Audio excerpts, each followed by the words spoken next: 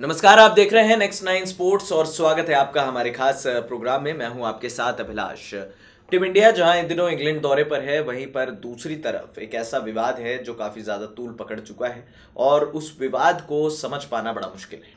दरअसल team India के दो स्टार्स हार्दिक पांड्या और केएल राहुल हाल ही में बॉलीवुड डायरेक्टर करण जौहर के चैट शो कॉफी विद करण में पहुंचे थे और वहां पहुंचकर उनको जो है कई तरह की उन्होंने आपत्तिजनक बातें कही, महिलाओं को अपमानित किया और ड्रेसिंग रूम के अनरिटन रूल्स को ब्रेक किया। कहीं ना कहीं थोड़ा बहुत ऐसी ऐसी चीज़ें साझा की जो शायद नहीं की जानी चाहिए थी, जो शायद हम कैमरे पे नहीं बता सकते। गलती की, गलती की सज़ा मिली, टेम्पररी सस्पेंड कर दिए गए। लेकिन सवाल अब बीसीसीआई पर भी उठा है, सवाल उठा है सीओए पर भी, सवाल उठा है एसीयू यानी कि एंटी करप्शन यूनिट पर। क्योंकि देखिए, कई दफ़ा क्या होता है कि जब इंसान गलती करता है, टीम मैनेजमेंट उसको सज़ा देती है, बीसीसीआई सज़ा देता है। पहली बात तो ये, खिलाड़ी शो में चले कैसे गए? क्या इस बात की जानकारी बीसीसीआई को नहीं थी? क्या इस बात की जानकारी सीओए को नहीं थी? क्योंकि सीओए का इन्वॉल्वमेंट तो हर जगह रहता है कि अगर बीसीसीआई को कहीं पर कुछ भी करना है तो सीओए को बताना बेहद ज़रूरी है। तो क्या इन दोनों खिलाड़ियों ने सीओए को इन्फॉर्म किया था? और अगर सीओए को इन्फॉर्म किया था तो फिर सीओए ने सामने बात क्यों नहीं रखी? देखिए, चीज़ों को समझना बेहद ज़्यादा ज़रूरी है। एक ऐसा गणित है जिसे सॉल्व कर पाना बड़ा मुश्किल है। एक ऐसी पहेली है जो शायद अनसुलझी से लग रही है। हार्दिक पांड्या और केएल राहुल का जो मसला है वो दरअसल महिलाओं को लेकर तो है ही। महिलाओं पर आपत्तिजनक टिप्पणी करना ये बहुत शर्म की बात है और मुझे लगता है कि शायद इस चीज़ की सज़ा ये भुगत रहे। लोगों ने कई लोगों ने समर्थन किया, कई लोगों ने कहा कि नहीं भाई गलत है और इसे गलत ही रहने देना चाहिए। अब सवाल उठे हैं कि हार्दिक पांड्या और केएल राहुल को अगर सजा दी भी जाती है, जैसा बीसीसीआई और सीओए ने डिसाइड किया है कि दोनों खिलाड़ियों को ऑस्ट्रेलिया से वापस बुलाया, न्यूजीलैंड दौरे में नहीं खेले और यहाँ पर इंक्वायरी होगी, लीगल इंक्वायरी, सुप्रीम कोर्ट से एक ओम्बुड्समैन आएगा, वो निष्पक्ष जांच करेगा मामले की और उसके बाद अगर सजा होगी भी तो कितनी होगी और कितने मैच का बैन? अगर मान लीजिए 2 मैच या 3 मैच का भी बैन लगाता है ओम्बुड्समैन, तो क्या जो ये 8-5 मैच जो बर्बाद हुए हैं इन खिलाड़ियों के, इसकी भरपाई कौन करेगा? अब मैं देखिए, क्रिकेट की जो एक बारीकी है ये समझना भी बड़ा बहुत ज़रूरी है। क्योंकि बीसीसीआई और सीओए इन दोनों को अगर मिला दिया जाए तब टीम इंडिया जाती है और इन दोनों की रजामंदी के बिना कोई भी खिलाड़ी एक पत्ता नहीं हिला सकता। टीम मैनेजमेंट वहां रहती है, टीम मैनेजमेंट क्या कर रही है क्या नहीं कर रही है शायद बीसीसीआई को नहीं पता होता। लेकिन मैं ये नहीं मान सकता कि एंटी करप्शन यूनिट को ये ना पता हो कि खिलाड़ी कहाँ जा रहा है, क्या कर रहा है। और अगर एंटी करप्शन यूनिट को नहीं पता तो फिर बीसीसीआई की एसीयू बेहद ज़्यादा कमज़ोर है। एंटी करप्शन यूनिट के जो अधिकारी वहाँ जाते हैं, 5 स्टार होटल में रहते हैं, जो मर्जी है वो खाते हैं, खिलाड़ियों के साथ बने रहना उनका काम है ताकि कोई खिलाड़ी गड़बड़ ना करे या फिर कोई मैच फिक्सर ना आ जाए, मिले ना उनसे कि नहीं भाई मैच फिक्सिंग करो। इस तरह की चीज़ों से बचने के लिए एंटी करप्शन यूनिट को बनाया गया है। मोहम्मद शमी के मसले को उठाते हैं। मोहम्मद शमी और हसीन जहां का जब मसला था, हसीन जहां ने कई तरह के आरोप लगाए शमी पर कि वो किसी और से मिलने गए थे, दुबई, अलिशबा, कितना कितना का नाम लिया उन्होंने। लेकिन उसके बाद जब बीसीसीआई ने एसीयू को जांच सौंपी तो एसीयू जांच करने दुबई चली गई, मोहम्मद शमी से माफ़ी मंगवाई और उसके बाद बैठकर उनसे भी पूछताछ की, हसीन जहां से भी पूछताछ की। तो क्या एसीयू को ये पता नहीं है कि मोहम्मद शमी साउथ अफ्रीका दौरे से आके दुबई रुके थे और दुबई से यहाँ आ गए? यानी कि आपने अपने खिलाड़ियों को इतनी फ्रीडम दे रखी है कि आपके खिलाड़ी कहीं पर भी जा सकते विदाउट इन्फॉर्मेशन। और अगर एसीयू को नहीं पता था तो टीम मैनेजमेंट को पता होगा, फिर टीम मैनेजमेंट भी इन्वॉल्व होगी इसमें। जिस सवालों के घेरे में फिर बीसीसीआई सबको डालना चाहिए।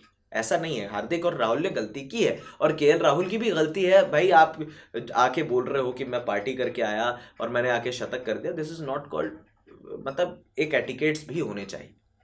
आप एक स्पोर्ट्स पर्सन है नो डाउट, लेकिन जब आप एक इतने बड़े लेवल पर इतने बड़े बोर्ड को रिप्रेजेंट कर रहे हैं, इतनी बड़ी कंट्री को आप रिप्रेजेंट कर रहे हैं, तो आप उसका सिर नहीं झुका सकते, आप मामले से पल्ला नहीं झाड़ सकते। इवन हार्दिक पांड्या ने तो माफ़ी भी मांगी है, केएल राहुल की तरफ से कोई माफ़ी भी नहीं आई। क्यों माफ़ी नहीं मांगी है केएल राहुल ने अभी तक, ये बात समझ से पार चली गई। अपने आप को बैक करना अलग बात है, दूसरी चीज़ों को सामने लाना अलग बात है। क्या सोच रहे होंगे लोग, क्या सोचती होंगी बाकी टीमें कि भारतीय खिलाड़ी क्या करते हैं, ये रात भर पार्टी करते हैं और अगले दिन मैच खेलने आ जाते हैं। क्यों ये कड़ी सजा? ठीक है, बीसीसीआई अगर और सीओए को अगर सजा देनी है, इंस्टेंट एक्शन लीजिए ना सर। आपको अगर लेना है एक्शन, आप सीधा बोलिए कि नहीं भाई, हम आप पर इतने मैच का बैन लगा रहे हैं। यहाँ पर सीओए के साथ भी दिक्कत है। विनोद राय की ओपिनियन अलग है, डायना एडुल्जी की ओपिनियन अलग है, और तीसरी जो कमेटी के जो 3 सदस्य थे, तीसरे सदस्य का आता पता ही नहीं। बीसीसीआई के एक्टिंग प्रेसिडेंट सीके खन्ना साहब ने कहा कि जो हो गया वो तो उसकी इंक्वायरी चली रही है, लेकिन अभी इन खिलाड़ियों को मैच खेलने दिया जाना चाहिए। उस पर भी एग्री नहीं हुए। उसके बाद सुप्रीम कोर्ट में जो बीसीसीआई और सीओए का मसला है, जो लोढ़ा कमेटी का जो रिफॉर्म है, उसके बाद बीसीसीआई का नया कॉन्स्टिट्यूशन बना और कमेटी ऑफ एडमिनिस्ट्रेटर्स बनाई गई। तो ये सारी चीज़ों को बनने के बाद कहीं ना कहीं बीसीसीआई थोड़ा सा कमज़ोर पड़ चुका है। क्योंकि अगर बीसीसीआई प्रॉपर बीसीसीआई होता, जब जगमोहन डालमिया साहब हुआ करते थे, इवन करंट अनुराग ठाकुर साहब थे, उसके बाद राज सिंह डूंगरपुर साहब का टाइम था, तो खिलाड़ियों को इतनी ज़्यादा लिबर्टी नहीं दी जाती थी। आज तो आप अगर टीम चाहे तो 20-20 खिलाड़ी जा रहे हैं दौरे पर, प्लस सपोर्ट स्टाफ 35-40 लोग जाते हैं एक कंट्री से। अब आप सोचिए, जब भारत किसी टीम का दौरा करने जा रहे हैं, आपको बेस्ट 15 चुनने हैं अपने, जो बेस्ट 15 होंगे वो आपकी टीम को बेटर बैलेंस प्रदान करेंगे। खिलाड़ियों को आपने इतनी लिबर्टी दे दी है, इतना उनके मन की कर दी है, तो खिलाड़ी भी सोच रहे हैं नहीं भाई, अब हमें कोई कहने वाला नहीं है। कपिल देव साहब का ये बयान था कि जब हम बाहर खेलने जाया करते थे, अगर हम एक खिलाड़ी प्रैक्टिस के लिए मांगते थे तो हमें नहीं मिलता था। आज जमाना चेंज हो गया, ठीक है, मॉडर्न डे क्रिकेट के हिसाब से आपको चीजें बदलनी होंगी, लेकिन 15 मैक्सिमम 16 का स्क्वाड आप ले जा सकते हो। ये 19-20 खिलाड़ी प्लस सपोर्ट स्टाफ ही ले जाने का फायदा नहीं है। दूसरा क्या है कि बीसीसीआई और सीओए इतनी कमजोर हो गई है कि आप मतलब खिलाड़ियों पर इंस्टेंट एक्शन नहीं ले पा रहे हैं। और अगर आपको एक्शन लेना है, आप डायरेक्ट बोलिए। अगर हार्दिक और राहुल गलत हैं तो यहां पर एसीयू भी गलत है। एंटी करप्शन यूनिट पूरी की पूरी तरह से गलत है। इनसे कोई पूछने वाला क्यों नहीं है कि भाई आप वहां पर जाते हो, आप 5 स्टार होटल्स में रहते हो, आप वहां ऐश करने जाते हो या खिलाड़ियों को देखने जाते हो। एंटी करप्शन यूनिट से एक खबर ऐसी नहीं आई है जो सवाल पूछा गया हो कि आखिर आप वहां करने क्या गए। वहां मेंबर्स से ये नहीं पूछा गया कि आप लोग जाते हैं दौरे पर खिलाड़ियों के साथ, आप क्या कर रहे हैं वहां पर। एंटी करप्शन यूनिट का काम होता है खिलाड़ियों को देख रेख करना, जो थोड़ा बाकी सारी चीजें हैं उनसे बचाना। यहां पर यह काम नहीं होता है कि आप वहां गए, बैठे रह गए, होटल्स के रूम में ऐश किया और फिर आप वापस आ गए, या फिर आप इन्वॉल्व होंगे।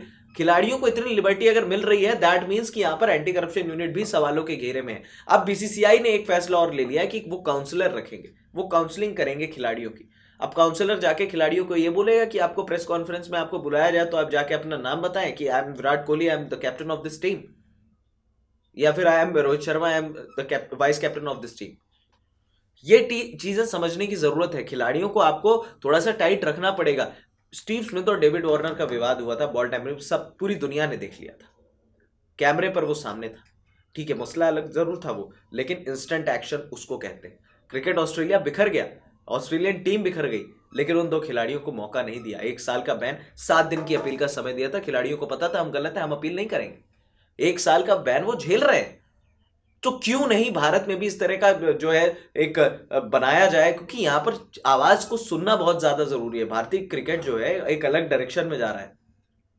यहां पर विराट कोहली अपनी तरफ से टीम बिल्ड कर रहे हैं, बहुत अच्छी टीम बन रही है, नो डाउट। लेकिन इस तरह के मामलों में, हार्दिक और राहुल के मामले में इतनी स्लो इंक्वायरी, आप तो उनका करियर आपने दांव पर लगा दिया। अगर ओम्बुड्समैन ने कह दिया कि नहीं भाई आप आईपीएल मत खेलिए, आईपीएल भी अगर बैन हो जाता है, या फिर आईपीएल खेलते भी हार्दिक पांड्या, तो पिछले 8 महीनों में उन्होंने कोई क्रिकेट नहीं खेली, और फिर वो आईपीएल में डायरेक्ट उतरेंगे और फिर आप उनको वर्ल्ड कप स्क्वाड में ले जाएंगे, तो क्यों फिर विजय शंकर के साथ नाइंसाफी नहीं होगी? ये समझना पड़ेगा। ये चीजें ऐसी हैं जो अब लगातार परेशान करेंगी, और बीसीसीआई का मसला ऐसा हो चुका है जहां पर भारतीय टीम थोड़ा सा अब शायद खिलाड़ी जो है फ्री समझने लगे हैं अपने आप को। अब जब आप पर आई तो आपने फिर काउंसलर बनाने शुरू कर दिए, खिलाड़ियों को इंस्ट्रक्शन दे दिए। जब आपका काम था रोकने का खिलाड़ियों को, ये लगातार नेक्स्ट 9 स्पोर्ट्स में ये सवाल उठते रहे हैं कि खिलाड़ियों को इतना मन का क्यों करने दिया जा रहा है। तो जब इस तरह के सवाल उठे तब तो आवाज किसी की नहीं उठी। आज जब ये मसला उठा है, आज जब सवालों के घेरे में एसीयू है, जब लोग ट्रोल कर रहे हैं, जनता से बड़ी कोई ताकत नहीं है, ये बात हम भी मानते हैं। फैंस ने जब ट्रोल किया तो बीसीसीआई ने उन 2 खिलाड़ियों की बलि चढ़ा दी। अरे भाई, आपकी एंटी करप्शन यूनिट है, आप उनसे सवाल पूछिए ना। आप क्यों नहीं पूछ रहे कि आप वहां करने क्या जाते हैं, क्या करते हैं? बीसीसीआई के चयनकर्ता वहां जाकर टीम को क्या समझा नहीं सकते हैं? टीम मैनेजमेंट के साथ जो सपोर्ट स्टाफ जाता है 15-16 लोगों का, वो वहां पर जाके करते क्या है एक्चुअली? या फिर ये फ्री की सैलरी उठाते हैं, ये भी सोचने की बात है। भारतीय क्रिकेट को बदनाम करने की कोशिश की गई है और उसी के साथ बीसीसीआई और सीओए भी वो गलती कर रही है, जो अभी तक मसला दिख रहा है। अब देखना होगा कि विवाद और क्या नया मोड़ लेता है। फिलहाल इस खास अपडेट में इतना ही। आप अपनी राय हमें जरूर भेजें कि क्या हार्दिक पांड्या और केएल राहुल ने जो गलती की उसके गुनहगार सीओए और बीसीसीआई भी हैं, या फिर एंटी करप्शन यूनिट को भी सवालों के घेरे में खड़ा करना चाहिए। फिलहाल हमें दे दीजिए इजाजत, और हाँ, हमारे चैनल नेक्स्ट 9 स्पोर्ट्स को सब्सक्राइब करना मत भूलिएगा। नमस्कार।